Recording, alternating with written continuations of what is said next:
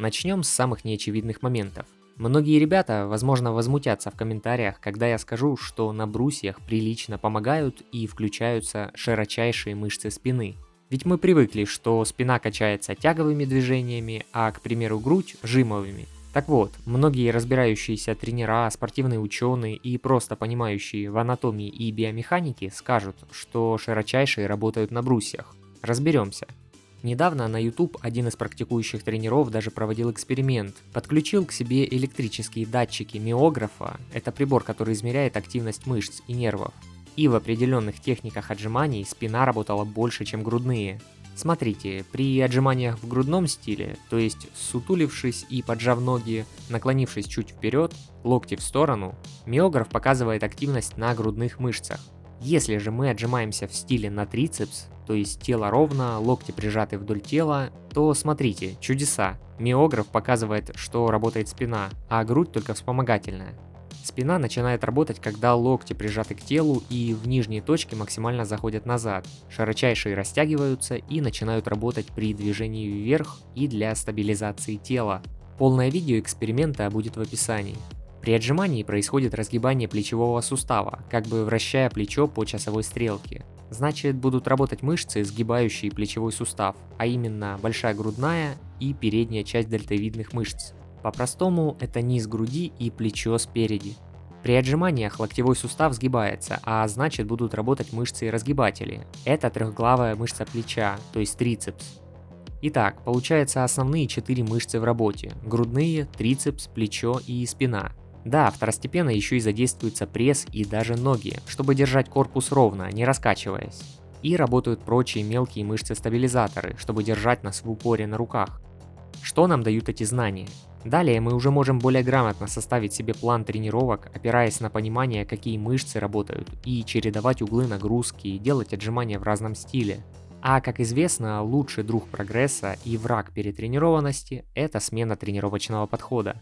Главными ошибками, которые в долгосроке могут привести к неприятностям по здоровью, и их стоит избегать, это будут две составляющие. Первое, не нужно опускаться сильно ниже 90 градусов, то есть когда ваше плечо уходит гораздо ниже локтя, идет неестественное переразгибание. Особенно это разрушительно для плеч, когда сильно резко неподконтрольно опускаемся вниз, или когда из нижней позиции рывком выжимаем себя вверх. Плечи спасибо точно не скажут. Второй момент – это выпрямление рук и разворот локтей. Те ребята, включая и меня, которые любят отдыхать в верхней позиции, чтобы сделать больше, тем самым разворачивая локоть вперед на прямых руках. Это может не всегда хорошо сказываться на безопасности локтей. В идеале для здоровья лучше полностью их не дораспрямлять или хотя бы не разворачивать вперед, когда отдыхаете сверху. Поясню еще буквально пару важных моментов и переходим к практике. Поначалу, если вы отжимаетесь до 10 раз, подойдет метод частых повторений на протяжении дня. Например, когда вы в выходной находитесь больше дома или приходите с учебы, работы, то делайте по 2-3 повторения через каждые полчаса-час. Вы и не успеете устать, и благодаря частым подходам наработаете нужную мышечную связь через попытки. Но не всегда будет удобно выходить на улицу так часто. Предлагаю зайти и посмотреть на e-каталог, какой есть выбор домашних брусьев, как настенных, так и напольных. Выставляем свой регион, переходим в категорию «Спорт», все разделы, и вот тут кликаем на турники и брусья. Справа в подборе по параметрам установим диапазон приемлемой цены, также варианты комплектации и жмем «Подбор». Нагрузка тут до 120 или даже до 200 кг, поэтому в будущем можно подключать дополнительный вес на пояс.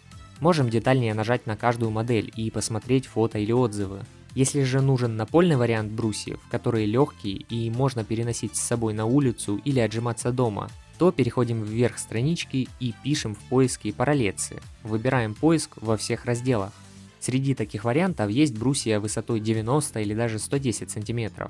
Вот так вот будут выглядеть отжимания на них. Удобно, что на e-каталог можно сразу сравнить понравившиеся модели на одной странице. Клацаем на несколько вариантов и жмем «Сравнить». Определяемся с размерами, и также ниже есть график изменения цен по месяцам. Ну и потом в самом товаре можно выбрать подходящий вариант магазина. В общем, ссылку на брусья и параллецы я оставлю в описании, а вы уже заглядывайте и выбирайте себе. Многих интересует вопрос, а что же будет с прогрессом, если отжиматься на брусьях каждый день, то есть каждый день проводить полноценную тренировку? Лично я сторонник подхода, что мышцам нужен отдых, и такие тренировки на выносливость, если вам уже и хочется часто, хотя бы делайте через день, и то чередуя разную нагрузку.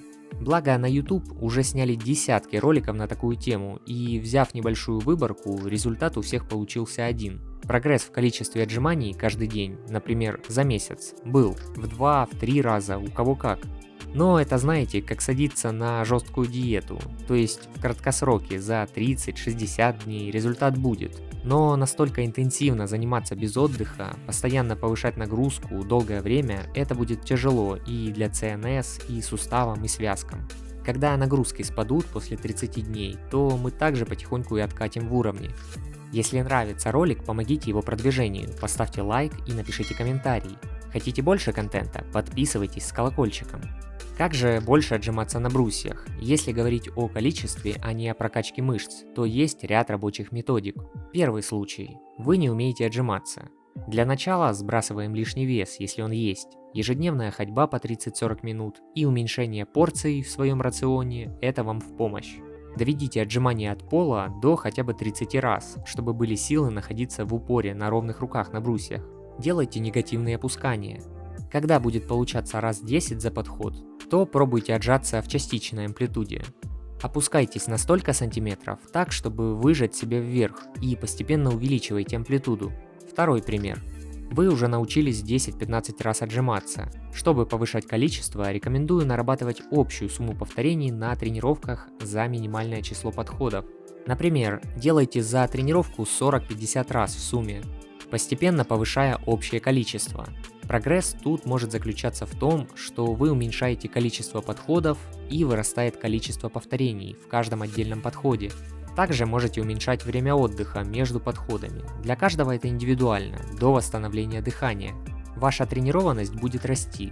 При объемных тренировках, когда набиваем общую сумму раз, лучше не закисляться и не делать до отказа.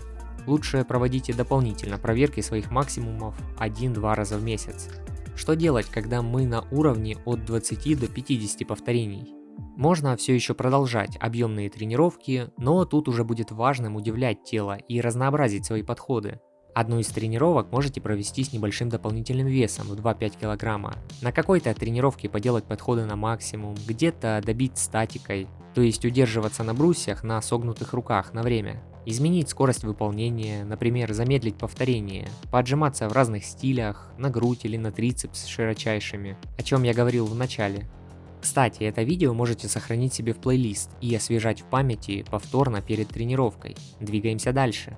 При отжиманиях на количество легче будет техника, где линия тела ровная, возможно слегка наклон вперед.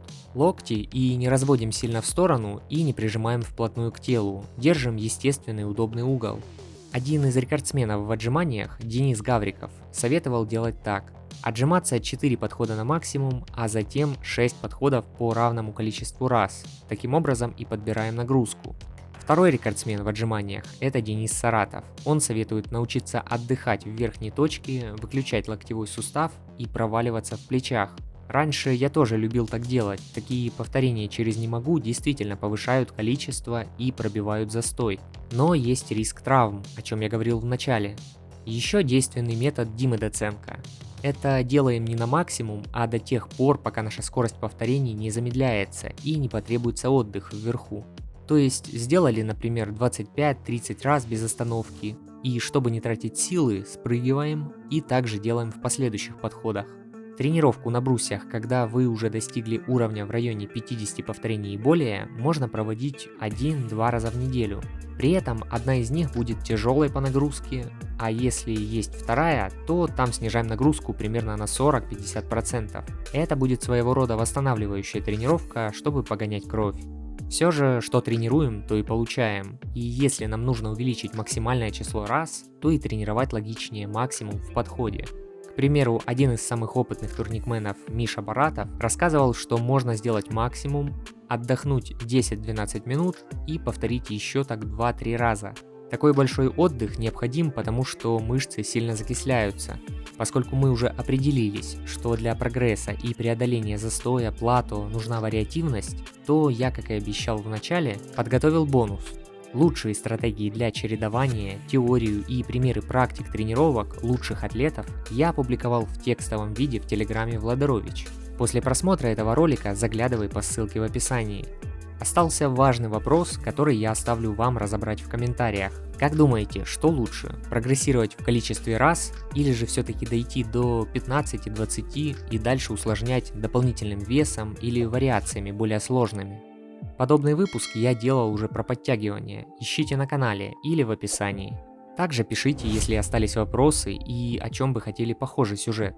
Ребят, я буду благодарен каждому также за донат на развитие канала. К тому же донатору я отправляю свою электронную книгу по воркауту «7 ошибок начинающего в тренировках и питании». Заходи по ссылке в закрепленном комментарии, это моя мотивация улучшать контент и работать дальше. Автор сюжета я, Владарович, разбуди в себе атлета.